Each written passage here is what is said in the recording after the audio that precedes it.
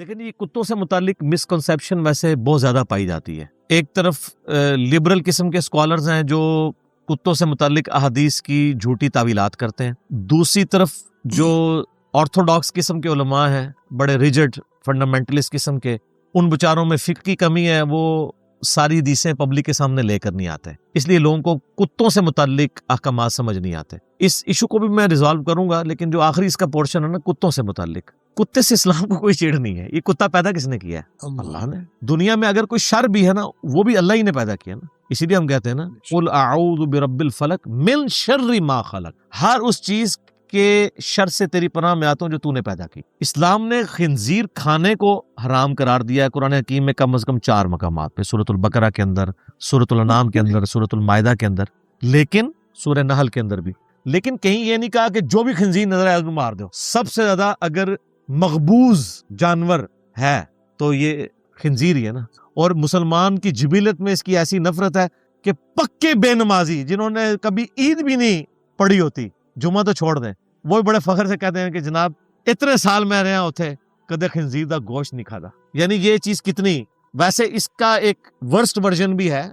अगर आप Russian states जो आजाद हुई थी, अब तो कुछ बेहतरी आ गई है, वहां पे मुसलमान और काफिर का फर्क सिर्फ इतना रह गया था कि मुसलमान बिस्मिल्लाह पढ़ के खिंजीर का गोश्त खाता था और गैर मुस्लिम बगैर बिस्मिल्लाह। जाहिर है कुरान के ऊपर पाबंदी लग गई, मस्जिदों पे ताले पड़ गए। 90 साल तक कम्युनिज्म ने कितना इस्लाम को, ये तो अब जब ये रशियन स्टेट्स आजाद हुई हैं, सऊदी अरब ने वहां पे पैसा लगाया, कुरान के तर्जमे रखे, मस्जिदें बनवाई।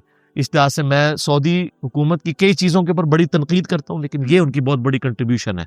इसी तरीके से हाजियों को जो मुफ्त कुरान देते हैं, ये बहुत बड़ी नेमत है। जिस मुल्क से ताल्लुक रखने वाला मुसलमान आता है उसको उसी का तर्जुमा दिया जाता है ताकि वो कुरान कम से कम पढ़े। तो खंजीर के बारे में भी ये नहीं कि जहां पाया जाए तो कत्ल कर दिए। कुत्ते वाला मामला जो है वो तो इससे बहुत बेहतर है। सूरतुल मायदा में अल्लाह ताला ने शिकारी कुत्तों का बकायदा जिक्र किया है कि कुत्तों को अल्लाह का नाम लेकर छोड़ो और वो जो शिकार करे अल्लाह का नाम लेके उसे खा लो। शिकारी कुत्तों का कुरान में जिक्र मौजूद है, तो कुत्ते से तो इस्लाम को कोई छेड़ नहीं है। सही बुखारी और मुस्लिम दोनों में हदीस मौजूद है। नबी इस्लाम ने फरमाया कि जब तुम शिकारी कुत्ता जो सुधाया हुआ हो उसको छोड़ो तो अल्लाह का नाम लेकर छोड़ो। जब वो कोई शिकार करे और वो जिंदा शिकार करके ले आए तो बिस्मिल्लाह पढ़ के, बिस्मिल्लाह अल्लाह अकबर पढ़ के उसे ज़बह कर लो।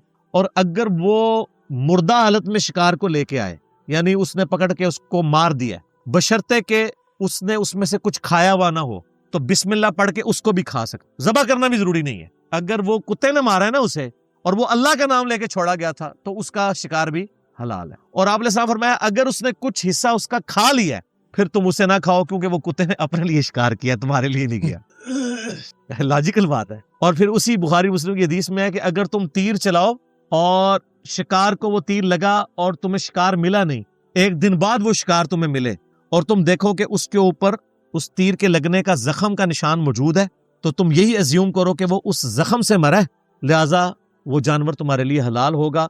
बुखारी मुस्लिम के अल्फाज हैं बशर्ते के उसके गोश्त में ताफुन ना पैदा हो जाए। ऐसी जगह भी हो सकती है ना, फिर वो गल सड़ जाए। साइबेरिया में करेंगे तो 1 साल बाद भी उठा लें तो वो गला सड़ा नहीं होगा, लेकिन ये आम इलाकों की बात। इससे ये बात पता चली कि अगर आप बिस्मिल्लाह पढ़ के तीर चलाते हैं तो जान उसके मरने से पहले छुरी फेरना जरूरी नहीं है। बालों के दिमाग में है कि वो मरने से पहले पहले छुरी, वो छर्रे वाली बंदूक से भी शिकार कर रहे होते हैं ना। अच्छा, बंदूक के ऊपर फिर इख्तलाफ आया कि जी सूरतुल मायदा में आया कि जो जानवर पत्थर लगने के सदमे से मर जाए वो हराम है।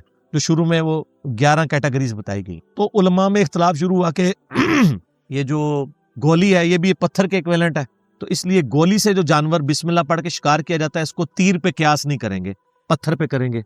जबकि दूसरी तरफ उलमा ने कहा कि नहीं, इसको हम तीर पे इसलिए क्यास करेंगे कि गोली सिर्फ सदमा नहीं देती बल्कि चीरती भी है, जस्ट लाइक छुरी और तीर के, क्योंकि खून निकालती है ना। तो यही राय मजबूत है, मेजॉरिटी उलमा की यही राय है कि जो गोली से बिस्मिल्लाह पढ़ के शिकार किया जाता है, गोली लगेगी जानवर को, वो जानवर उस गोली के लगने से मरा, उसका खून जितना भी, और वो गोली जरूरी नहीं कि इधर ही लगे, वो किसी भी जगह उसको जिस्म में लग गई और उसका खून निकला और उस खून निकलने से वो ऑटोमेटिकली मर गया, आपके पहुंचने से पहले भी मर गया, आपको उसको तकबीर पढ़ के ज़बह करना जरूरी नहीं, वो जो पहली तकबीर है वो काफी है। लेकिन अगर गोली चलाते वक्त आपने तकबीर नहीं पढ़ी तो अब वो जानवर हराम हो, इल्ला ये कि वो जख्मी हालत में आपको मिले और आप तकबीर पढ़ के उसे ज़बह कर। ये सारी हदीसें बुखारी मुस्लिम में मौजूद, जिसमें आपको एक रूल्स बता दिए गए हैं कि आपने किस बुनियाद के ऊपर शिकार करना है। बुखारी मुस्लिम दोनों में हदीस है, जिस शख्स ने रेवड़ की हिफाजत या शिकार करने वाले कुत्ते के सिवा कोई कुत्ता पाला तो उसके नामा माल से रोजाना 2 किरात अजर कम हो जाएगा।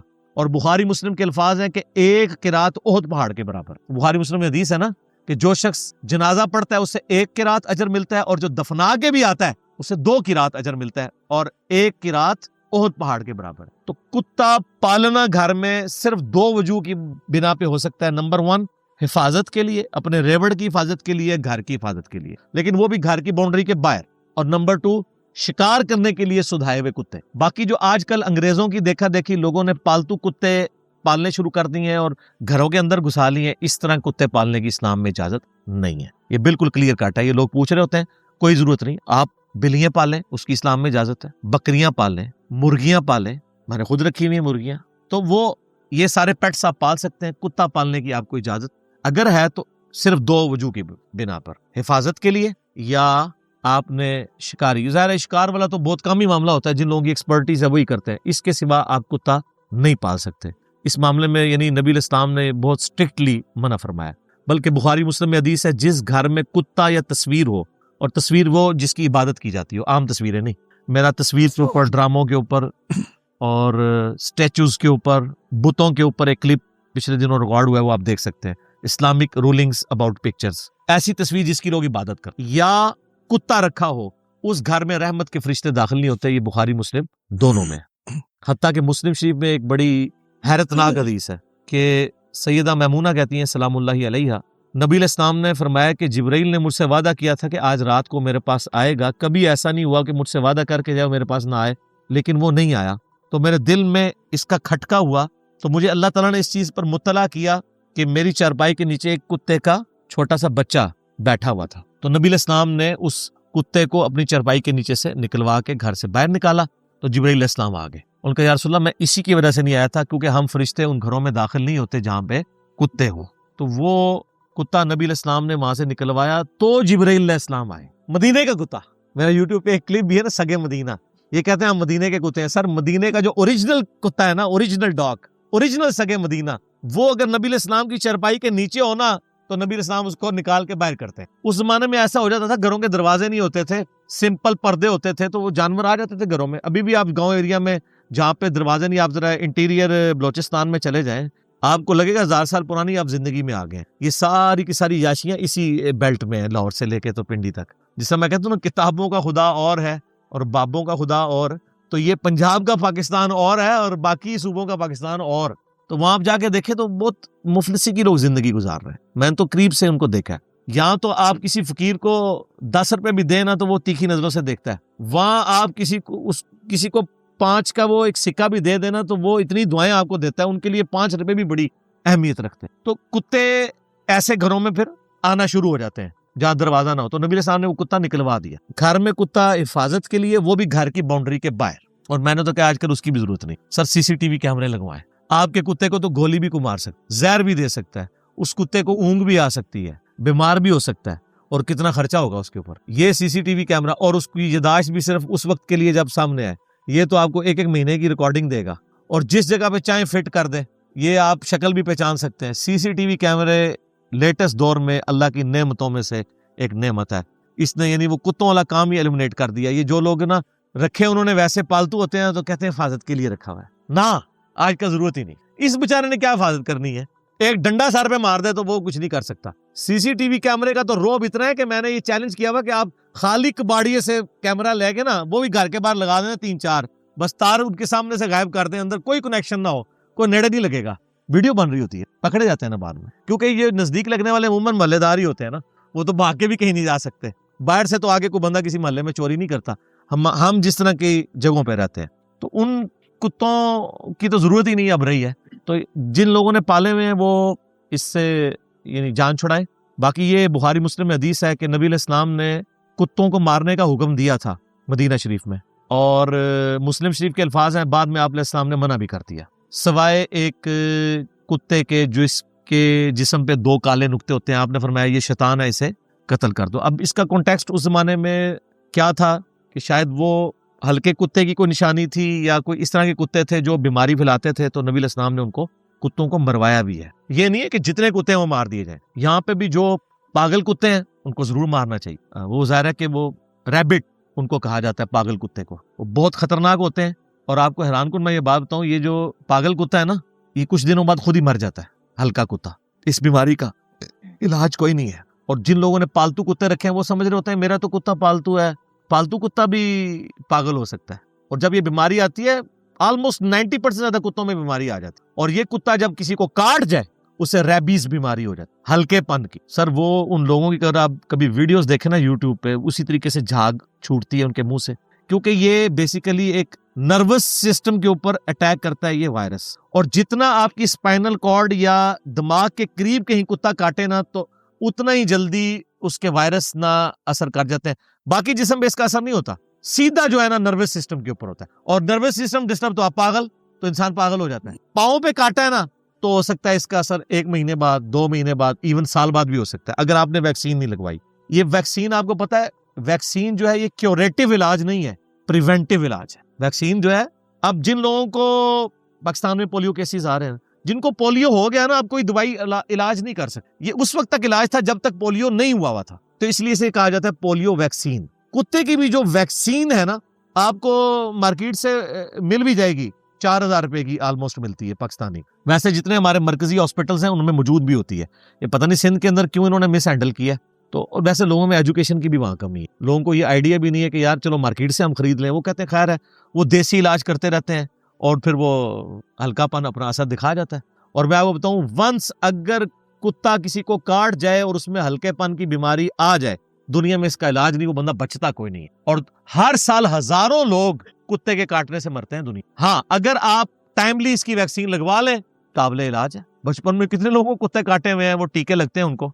और जिन लोगों ने कुत्ते इस तरह के कोई रखे हुए हैं ना हिफाजत के लिए या शिकार के लिए, उनको भी चाहिए उन कुत्तों को भी वैक्सीन लगवा लिया करें, ताकि उनको ये हल्केपन की बीमारी हो ही ना। क्योंकि ये फिर जब किसी को काटेंगे तो इनके थूक के जरिए वो बीमारी ट्रांसफर होती है, और वो फिर जब असर दिखाती है ना, फिर सर कोई इलाज नहीं है हल्केपन का, और बड़ी इबरतनाक मौत होती है।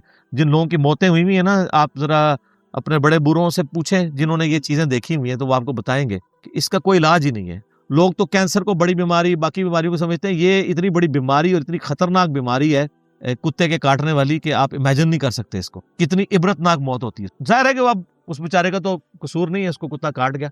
बहरहाल अपने बच्चों को भी एजुकेट करें, कभी कोई कुत्ता इस तरह काट जाए या इवन पंजा फेर जाए तो उनको एजुकेट करें कि घर आके बताएं, क्योंकि वंस जब बीमारी हो गई फिर कोई इलाज नहीं, ताकि फौरन उसका इलाज करवाया जा सके। वो रेबीज वाली बीमारी हो ना, वो वायरस वहां तक पहुंचे ना, जब पहुंच गया तो फिर जनाब जो मर्जी कर दे रहो, कुछ भी नहीं जोड़ना। तो इसलिए आपको पता है, हमारे पंजाब में भी कुत्ता मार मुहिम शुरू होती है। बल्दिया के लोग आते हैं, उन्होंने कीमे के अंदर वो दवाई मिक्स की भी होती है, जहां उनको कुत्ते नजर आते हैं वो फेंकते हैं, बस कुत्ता वो खाता है तो सेकंड्स में मर जाता है। फिर वो कुत्तों की लाशें भी रिट्रीव करके ले जाते हैं, और अगर वो कुत्ता ना खाए या कुछ कीमा बच जाए, वो कीमा भी रिट्रीव करते हैं, क्योंकि कोई छोटा बच्चा वहां से गुजर के उसका हाथ लग जाए, वो तो इतना तेज जहर होता है। तो इसलिए कुत्ता मार मुहिम जो है वो गवर्नमेंट लेवल के ऊपर चलाई जाती है, सिंध के अंदर भी इस हवाले से चलाई जा रही है। लेकिन कुत्ते आप कितने मार लेंगे, कुत्ते को थोड़े तो नहीं है। लोगों को एजुकेट करें इस हवाले से कि जहाँ पे ऐसे कुत्ते बैठे हुए हों वहां ना जाए। और खुसूसन जो लोग फजर की नमाज के वक्त निकलते हैं, कुत्तों से उनका वास्ता पड़ता है, तो अपने पास एक डंडा रखें। सर ये डंडा एक ऐसी चीज है, कुत्ता भी नहीं नेड़े लगता। और पागल कुत्ते को भी पता है कि मैं डंडे लेने नेड़े नहीं लगना। जिस तरह पागल इंसान भी रोटी मुंह के रास्ते खाता है ना, तो पागल जरूर होता है कुत्ता, लेकिन इतना पागल नहीं होता आगे हो। तो ये डंडे का रो भी इतना, डंडा अगर आपके हाथ में है ना, बस एक कोई पड़ेगी ना तो दूसरे वैसे ही भाग जाएंगे। तो अगर आपको ज्यादा खतरा हो तो फिर आप जाहिर है वो बगैर खौफ के, बगैर बारिश के, तो वो जो खौफ है ना उसमें कुत्ते का खौफ भी है। तो आप नमाजों को जमा भी कर सकते हैं और घर में भी नमाज पढ़ सकते हैं, ठीक है, कुत्तों के खौफ की वजह से। बाकी कुत्ते पालने से अवॉइड ही करें। जिसने पालने हैं तो शिकार के लिए या हिफाजत के लिए, वो भी बेहतर है CCTV कैमरा। बाकी जो इस्लाम के ऊपर ये इतराज़ात किए जाते हैं ना, तो ये गलत है। इस्लाम के लिए सबसे अहम इंसान है। बुखारी मुस्लिम में हदीस है, नबी इस्लाम ने तो सांपों को भी मारने का हुक्म दिया है जो इंसानों के लिए खतरनाक है। ये मॉस्किटोज को भी मारा जा सकता है। कहते नहीं अल्लाह की मखलूक को मार रहे हैं, अल्लाह की मखलूक तो इसके बगैर भी मर रही है। रोजाना लाखों जानवर ज़बह नहीं हो रहे हैं, किसके लिए? इंसानों के लिए। इंसानों ने खाने होते हैं ना। तो असल इंसान, सर आप बड़े कीमती हैं, अपनी कीमत को पहचाने। अल्लाह ने हर चीज आपके लिए पैदा की। तो लेकिन ये नहीं है कि आप खामखाई जानवरों को मारना शुरू करते हैं जहां से आपको खतरा हो। उन जानवरों को मारें, उन जगहों में मारें। ये नहीं है कि अब यहां से आप निकले और आपके जी मैंने जितने दुनिया में कुत्ते हैं ये मारने हैं, इस तरह नहीं। वो अल्लाह ने उनको जान दी है, हर चीज पर्पसफुल अल्लाह ने पैदा की है। इस्लाम को इससे ज्यादा जो चीज नापसंद है वो खिंजीर है, लेकिन उसका भी कहीं कुरान हदीस में नहीं आया कि खिंजीरों को ढूंढ ढूंढ के मारो। हाँ, ऐसे कुत्ते जो हल्के हो चुके हुए हैं और वो सबब बन सकते हैं बीमारी का, उनको मारना इस्लाम में कोई गुनाह नहीं है। और लॉजिकली दुनिया के सारे मुल्कों में ऐसा किया जाता है, एक खास हद तक ही कंट्रोल कर सकते हैं ना। तो कुत्ते लोग तो बंदे मार देते हैं, कभी वो इश्क रसूल के नाम पे, कभी हुब्बुल वतनी के नाम के ऊपर। लोग तो बड़े जालिम हैं, वो काम नहीं करने चाहिए, ये काम करने चाहिए कि ऐसे कुत्तों से जान छुड़ाई जाए जो पागल हो चुके हैं। तो उनको मारना कोई गुनाह नहीं, इसलिए कि उन्होंने वैसे ही मर जाना है। चंद दिन ही निकालता है वो कुत्ता, क्योंकि ये बीमारी रिवर्स नहीं होती। इंसानों को हो जाए तो रिवर्स नहीं होती है, कुत्तों को कैसे होनी है? इसका सिर्फ प्रिवेंटिव इलाज है, क्यूरेटिव इलाज कोई नहीं। होने से पहले आप कर लें तो कर लें, वंस हो गया फिर कोई इलाज, फिर मौत ही है। तो 4 दिन बाद मरना है तो सोखा उसको मार दें जहर दे के।